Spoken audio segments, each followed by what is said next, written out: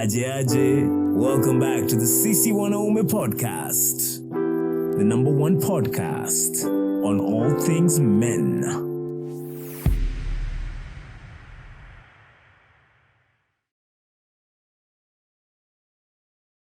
Niaje, and welcome back to the Sisi Wanaume podcast with me, Salif Nyambok. This is episode 1, Stolen Innocence. Before we continue, you should know that this episode carries a warning.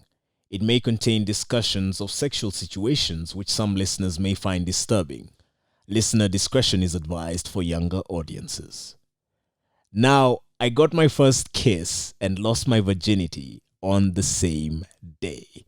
Now, I know this sounds like a dream to so many of you guys, lakini kusema ukweli hii story ni quite dark. And I'll tell you why in a bit. So, story ilianza nikiwa form 4. Nilikuwa student wa comps na nilikuwa kwa lab ka nimetulia tu tumechill. Chali fulani huko ndani akanionyesha that kuna site fulani alikuwa anapenda kusurf. Ilikuwa inaitwa Nairobi Raha.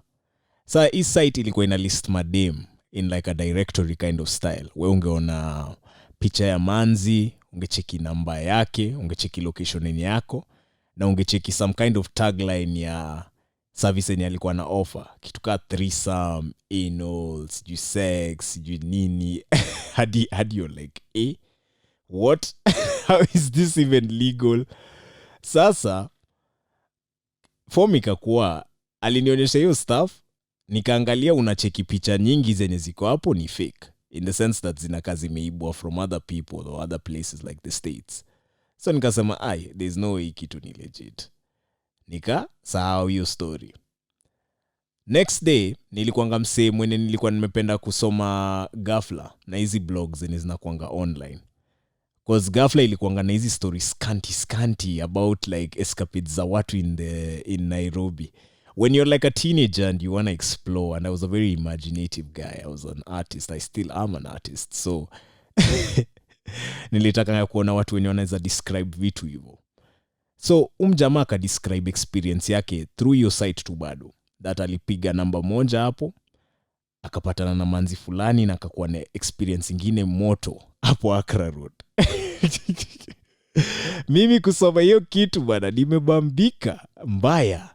Niko like, sawa basi, nitaipatia try. Lakini sasa, slight pause. By the time hii stuff ina happen, realize that, by the way, mimi sijui nini mbaya. Nilikuwa na issues mob na self-esteem, na nilikuwa na issues mob na self-confidence yangu, and ilini affect na how I related with women, and how well I was able to really express my desire towards women. So you find that those issues no places nilikuwa na my issues most, and this probably felt like an easy way out. And like any other guy, man, I took a chance that was presented. So I decide one day to call up the number, and a sweet voice picks up. Manzi akanisho anaitwa Camila. Niko like, kaniambia ako Westi along Mudithi Road. So nikasema sawa basi, wacha tuende Westi. Shika jav mara moja kama nimeshafika hapo. Kani director akaniambia sijui ako gate gani, 40 something. Nikapanda hao, akaniambia block hapa door this. Once I got to the door number, when she opened, man, shorty alitoka na some tiny booty shorts and like this tank top. Sikusahau, nilichanganyikiwa kwa mlango. So the minute that she asked me to come in, I didn't even think twice about it. I just entered the crib. When I entered the flat, nilipata mademu wengine walikuwa kwa living room. They were like different ages, but like nikiwaangalia, they all looked like girls in their 20s. So I just sat there. At this time, mimi nilikuwa 18. But sikuwa na kitambulisho though. So, nimeingia kwa hiyo room na kachini. Camila akakama kanishow, ingia kwa hii room next na utulia hapo. Kuna mademu wengine watakam na watakam wengi, so utaangalia tu ngani una like na utaget kupick mwenye utaget kuongea na yeye baadaye. So mimi ndani nikasema sawa basi.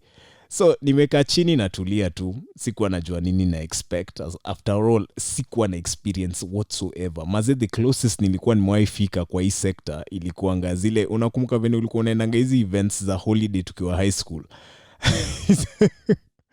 Yeah, closest ni labda kurombo sana na ngoma za conscience, lakini haijaifika kitu serious kama hii.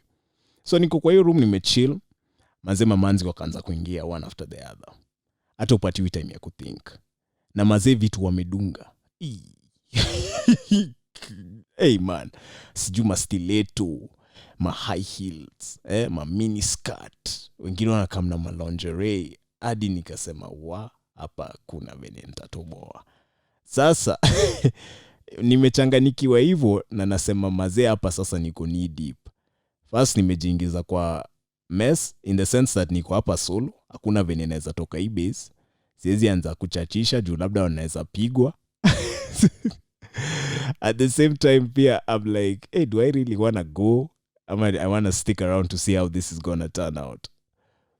My thoughts are cut short na manzi fulani mwenye anaingia in this like tight miniskirt ya pink. Hadi as in I mean this respectfully, gents. She was hella thick. Anakanika angekuwa kwa video ya Drake. Easy. So this shorty anaingia na nisho anaitwa Kimberly. And then she proceeds to tell me, utanichukua. Sasa niko like, this is forward. Sijui niseme nini. So make impression online, nimechanganikiwa mbaya. So when Camila comes back in, ananiuliza, ni nani unapika? So mimi nikamshow, wewe, kijokes tu. Alafu akaniambia, nice try, I'm not on the list. So nikajua that hapa, kumbe hii kitu ni serious walai. So nikasema, Kimberly basi. So she leaves and then Kimberly gets back in. Kimberly mwenyewe hata waste time. Nilicheki tu kama amechuja dress one time, ana expose lingerie na alikuwa amevaa underneath. Mi mwenyewe sasa it's safe to say that at this point there's no turning back. It's gone. Ship has sailed. Akaniambia toa nguo.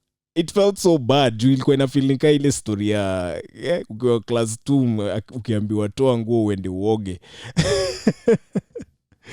So I was like, sawa basi.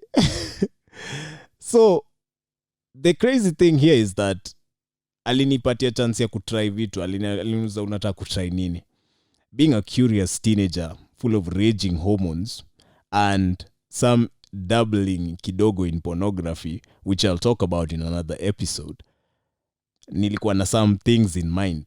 So long story short, and I said we'll keep it real, I got my first kiss, I got and gave head for the first time, got a boob job, and ultimately I got laid.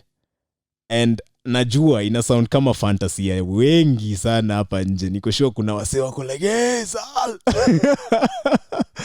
Lakini story ni dark walai.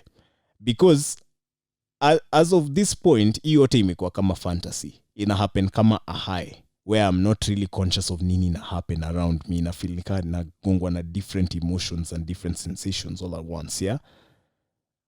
But I think at some point Umanzi alirealize that nilikuwa na front. That nilikuwa na try kuact nika najua kene nafanya na kuna kitu najua. Na akarealize umse ni mtoi. I think aliona kwa macho zangu. So I think your thought process, because udem Kimberly, if I was to place her, would be something like either between 26 to 28 years old now. And that time mimi ni boys nimemade tu shule like 2 days ago. Literally, that is when I had finished my KCSE. Just 2 days after. So niko hapo, and I think that feeling inamfanya kwe disgusted and she ends up throwing up. So, you know, when she threw up, she apologized. She's like, sorry. But for me, there's something that had happened to me at that point in time. I became suddenly aware of what it is I had actually done and done to myself. So I realize I'm in this strange place. I'm alone. I'm naked. I'm vulnerable. I realize that this person who's before me now is a stranger. And I have just given away any positive experience I would have had with another woman who I loved, who I had dedicated time, and we had cherished this experience together. And I gave all these experiences to somebody that I barely even knew. So what that does to you, gents, is it robs you. Unajua, inakuiba, inakufanya ufeel ni kama umechafuka. Sijui kama umewahi kuwa entangled na mtu na unatoka kama unasikia ni kama umechafuka. Umechafuka hata roho. So that shame made me just dress up, I put my clothes back on and I just said, like, look, I can't do this. And I got out of there as fast as I can. I went to Tao mazee kwa Jav, bado na gongwa na hizo thoughts kwa akili yangu. Keep in mind nimemada tu KCSE, siku 2 tu pekee. This was a Friday, nilimada CS Wednesday. Imagine. So niko kwa gari naenda home. Nikifika home, my first thought process ni mazee lazima nijisanitize. Nimeenda kwa bafu, nimetumia Dettol yote as if najaribu kuosha my soul, lakini the reality is what's done is done. Juu ni kitu nilijichagulia mimi mwenyewe. And that stuck with me for a long time. When my mom asked me how my day was, and at that time she was really, really sick. Probably one of the reasons why I was even looking for that escape in the first place is because any siri nilikuwa nimeficha. Wasee hawakuwa wanajua madhangu alikuwa na ail. Wasee hawakuwa wanajua pia mimi mwenyewe nilikuwa na battle mental health issues na sikuwa na outlet at the time. So imecompound hiyo situation. Na sijui nimwambie nini. So nimenyamazia hii story. But that shame that came from this, the shame around intimacy, is a problem that has faced many, many gents. And that is why I've started this story with this as the first bit. Because realize that this can creep into any other relationship that you may have with women. For some men, we may withdraw completely and never be able to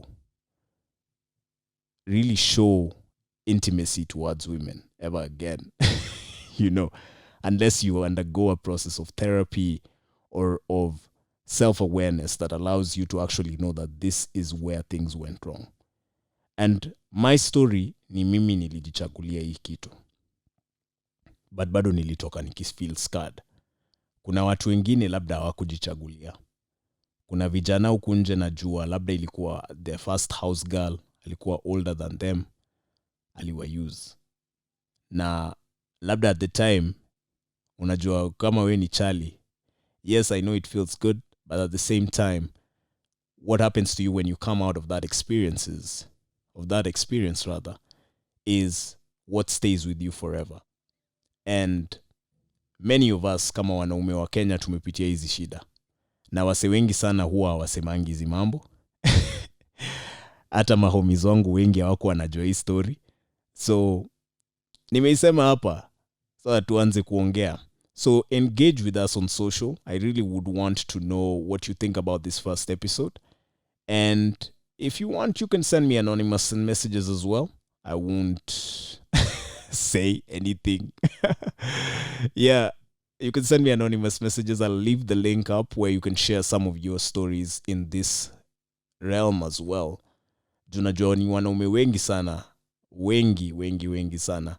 Who we did not go through the experience that, Hollywood teaches. Unajua ungepata manzi, labda mngepanga siku, mngejigetia hotel fiti, ama kwa hao mnangoja maparo atoke au something like that, would have made more sense than this other side, And I think Nikitu, I championed for that, and I said that I will become this person for my friends. I will support them. should they ever need to go through their first experiences in a better way than I went through mine. So that is episode 1, guys. As usual, hit us up on our socials at Sisi Wanaume Podcast and let us know your thoughts. Until we meet next time, stay tuned.